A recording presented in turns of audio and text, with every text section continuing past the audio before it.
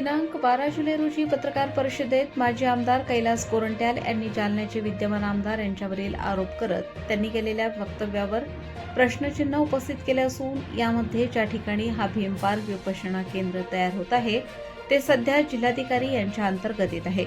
ते महानगरपालिकेच्या मालकीचे नसल्याने त्याचे काम महानगरपालिका सध्या करू शकत नाही। जिल्हाधिकारी यांनी दिनांक 17 जून रोजी दिलेल्या पत्रकामध्ये विपश्यना केंद्र उभारणीसाठी कार्यवाही करण्याच्या सूचना दिलेल्या आहेत। यामध्ये विपश्यना केंद्रासाठी ही जमीन महानगरपालिकेच्या नावे करण्यात यावी, तसेच तांत्रिक मूल्यमापन करून घेण्यात यावे।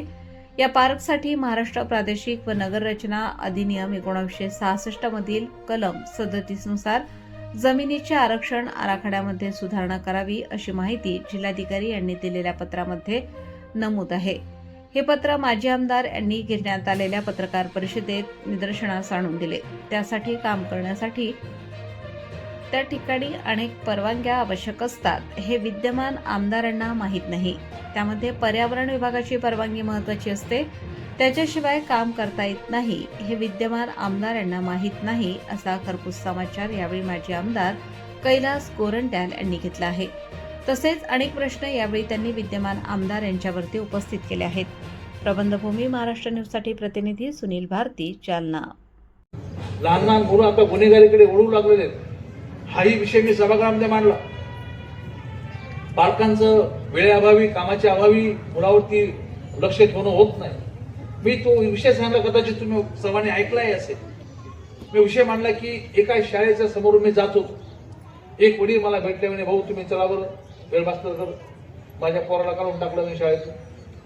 तुम्ही चल, मला सामान्य माणसाचं पोरग आहे, चल कसं काय काढलं तुझ्या पोराला, मी चलतो हेडमास्टर कर।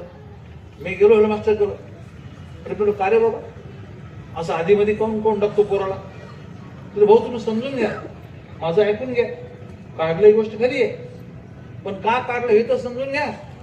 बोलो सांग काय झालं? त्याने साहेब हे पोरग कितीला आहे? 7वीला। याच्या दप्तरामध्ये रामपुरी शाखू। आता मला सांगा कसं सांगू मी? बापाचं कसं समाधान करू, त्या मास्तरचं कसं म्हणू, काय सांगू त्याला? मला असं वाटतं की पालकांनी आता थोडस लक्ष द्यायची वेळ आली पोराकडे आपल्या। टीव्ही पाहू, बाकी जे भाईगिरी करणारे पोरं त्यांच्याकडे पाहू, कोणते आदर्श यांचे? यांचा आदर्श आता या नवीन पोरांचा आदर्श कोण आहे? सलमान खान, आमिर खान, तर तुकाराम महाराज त्यांचा आदर्श नाही, त्यांचा आदर्श ज्ञानेश्वर महाराज नाही, त्यांचा आदर्श छत्रपती शिवाजी महाराज नाही, त्यांचा आदर्श महात्मा फुले नाही, त्यांचे आदर्श असेच कोणतरी भाईगिरी करणारे। विष्णू आमचा कोण कसा दिसतो मग तसे केस ठेवायचे। अरे ही काय पद्धत? मला असं वाटतं की पोरांचे आदर्श बदलले। आपण पालक म्हणून आपण हे सर्व बघितलं पाहिजे की आपला मुलगा काय करतो, आपला मुलगा काय करावा, आपल्या मुलांनी काय कोणाची संगत आहे। तर मला असं वाटतं की अशा या गंभीर समस्येला आपल्याला भविष्य